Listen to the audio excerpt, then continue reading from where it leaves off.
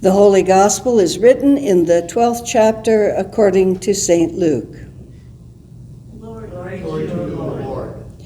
Now Jesus was teaching in one of the synagogues on the Sabbath, and just then there appeared a woman with a spirit that had crippled her for 18 years.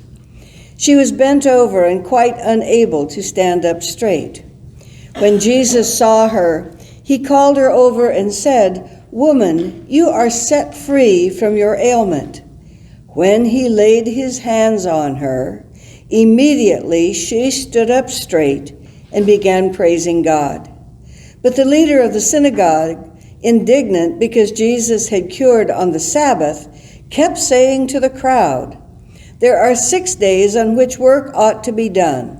Come on those days and be cured, and not on the Sabbath day."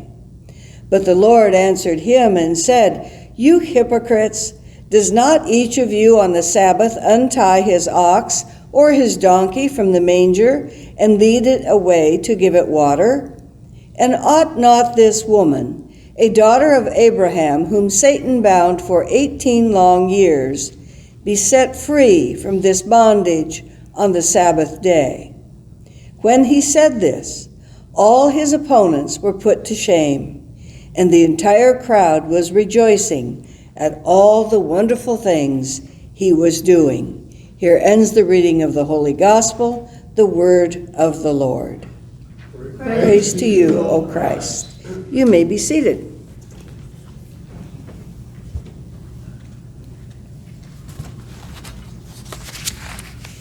Well, don't we love it when Jesus sometimes just puts the people in their place?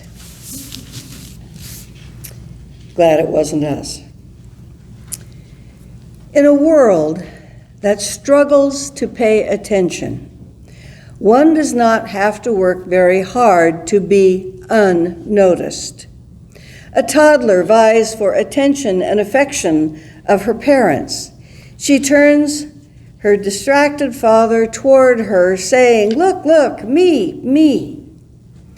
In a home of a dozen devices, she pines after their undistracted attention. Our own granddaughter, by age 4 or 5, learned to use these words, "I have something to tell you." Apparently, she heard that from her mother a lot of times and she wasn't listening. "I have something to tell you." And it worked. It gets our attention. A middle-aged man walked into a break room at work and sat down with his co-workers. They didn't acknowledge him, and neither did they invite him to join the conversation. He is with them, and yet he is also alone. A teenage girl posts a selfie on social media. None of her friends click like or write comments. Their silence is deafening. Perhaps they want to send her a message without sending her a message. She barely sleeps. Almost no one chooses to feel invisible or unseen, and yet for those who have felt this way and have been made to feel this way, they are really not alone. The woman in Luke 13, the one bent over for 18 years, understood the pain of invisibility all too well. She knew it better than most. She was bent and hurting, likely most of her life. She was disabled at a time when people connected being ill or hurt with being in disfavor with God. Some might connect illness or tragedy with sinfulness and punishment, but we don't think that today, at least I hope not, although I'm sorry to say I have heard it a time or two. But certainly Jesus did not. And better yet, Jesus noticed her, called to her, and cured her. Is it fair to say that Jesus asked us to do the same? Now, I personally have a bit of a confession to make. Not long ago, I was in a fast food restaurant. The young man waiting on me had lots of visible tattoos, and on everywhere it looked like that I could see. Well, tattoos are no big deal to me anymore. I see them a lot. It's a person's expression of who they are, and maybe they want to be seen, and so they go the tattoo route. So no big deal. But this young man had these huge headlight-size earrings in his ears, and he had several posts through the edge of his lips and his nose and his eyebrow. And I'm really sorry to say, I find that a little disconcerting. Not wanting to stare, I realized that I was also not looking at all directly at him as he and I conversed and he took my little order. But I felt the discomfort within myself, and I'm sorry to say I felt a certain amount of judgment. It occurred to me that, and I've known this for years, that eye contact is a really important part of being human and making a connection. So finally, I got a grip on myself, and I intentionally looked him right in the eyes as we briefly discussed my order. He was kind and polite and thorough. I might never see him again, but at least at that one moment in time, I felt like I made a little connection. I saw him and I stopped turning away. I don't know how that works for you or where you're at on that continuum of humanity. And I do not deserve any kudos for forcing myself to look him in the eye. I am a work in progress. I have a lot of work to do on some of my attitudes and values. I'm a work in progress, and yet I know that's not, while maybe it is a reason, it is not an excuse. Now, what I'm about to share with you from here on out might seem like a very strange metaphor to connect what Jesus did to this bent-over woman, who we know is out of favor with God, so everybody else in the synagogue would have ignored her for good reason, they thought. Now, this strange metaphor, or these three that I'm about to tell you, you might think I'm giving you a National Geographic lesson instead of Scripture. But I think it kind of fits, because it's something I've learned about nature, in fact, specifically about trees. They have a secret life that many of us didn't know or still don't know much about. There are some things about this finding that seem like almost the best of human qualities. So now that you think I've truly lost my mind, here we go.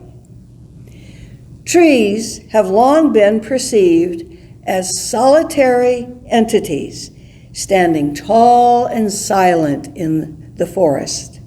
However, recent scientific discoveries have unveiled a hidden world of connections and actually communication among trees, challenging our traditional notions of their solitary existence. An article sheds light on the intricate web of relationships that exists within forests. When you first glance at a forest, it might appear like a battleground where each tree is fighting for its share of sunlight and water and nutrients. It seems like a tough competition with only the strongest surviving. But if you dig beneath the surface, quite literally, you will discover a hidden world full of surprises. Deep within the soil, there's a bustling network of connections that tie trees together in a remarkable bond of symbiosis. In this underground realm, trees form alliances with other organisms, particularly fungi, in a mutually beneficial relationship. These alliances are crucial for the survival of the trees, allowing them to survive in really difficult conditions. Instead of competing against each other, trees work together, sharing resources and information to ensure the collective well-being of the community. Now here's how it works. Tree roots mix with these fungal threads, creating a special connection. The fungi spread out, searching for nutrients and water, and in return, the trees give them sugars that are made from sunlight.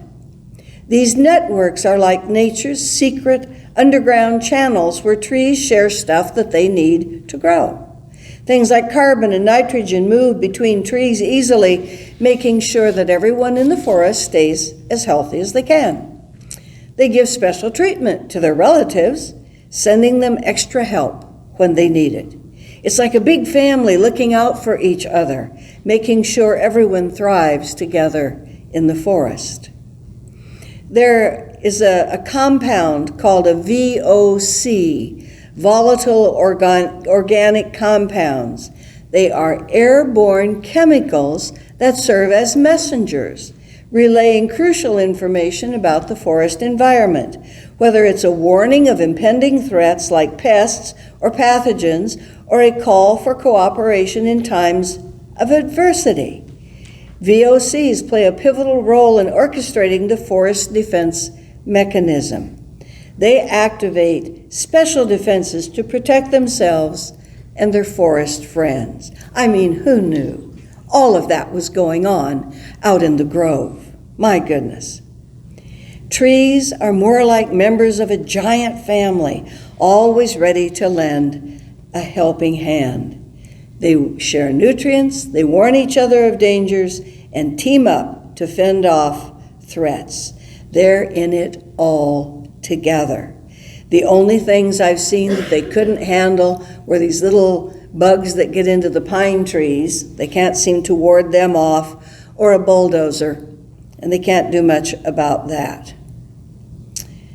Sounds a little like heaven to me. They protect each other. Now there's another story about king penguins that live in Antarctica, right?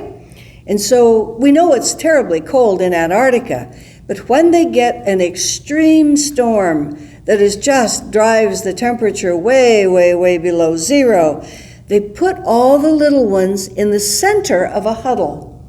And then the older members gather around the outside.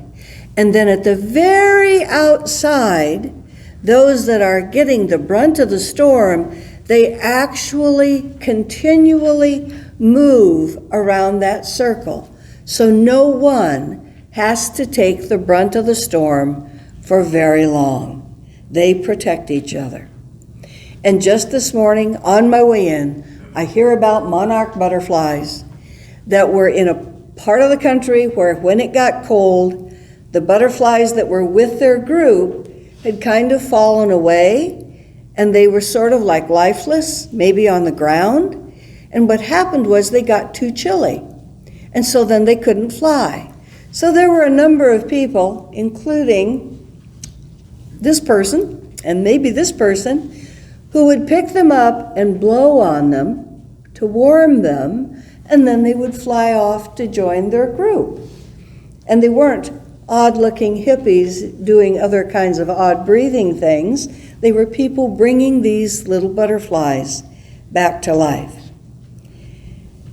All of those stories seem to me to be examples of how we are to be with one another. And I think you do that beautifully. But it's also what we need to do to reach out to one another, even the unlovely and the stranger, though I know there's some danger in that. So we should reach out, maybe sometimes even to those who are a little scary, even if they're wearing great big headlight earrings and all kinds of little posts. Now we have a video that we're going to watch. It's roughly 6 minutes long that is about human beings. And I believe it provides the essence of what Christ would have us to be to one another. Now, for those of you who are watching this on video, you won't be able to see this, but I would invite you to get on your iPad or your computer and look up Gladys Wilson on YouTube. She is with Naomi Feil, F-E-I-L, and I want you to see what Naomi does to help bring Gladys out of herself that has become very closed down. Even though we might reach out in love and not get a response right away, I believe it is what we are to be about as God's children, because you never know how and when another person will respond to the love of Christ that comes through you. Do you feel safe in Jesus? When I first saw this, when she started to see, or dementia, or be that closed in, we can be full-grown, functioning adults walking around on earth doing our thing and still feel sad and alone. And those people who do not have Jesus in their lives, I am convinced that we all have a desperate need to belong. And so as we are out and about, whether it's a young man with weird earrings and all kinds of posts, or just a stranger down the street, their heart may need to be touched by someone, and that might be you, because you might be the only one in their life who helps make the connection of Jesus Christ for them. Amen.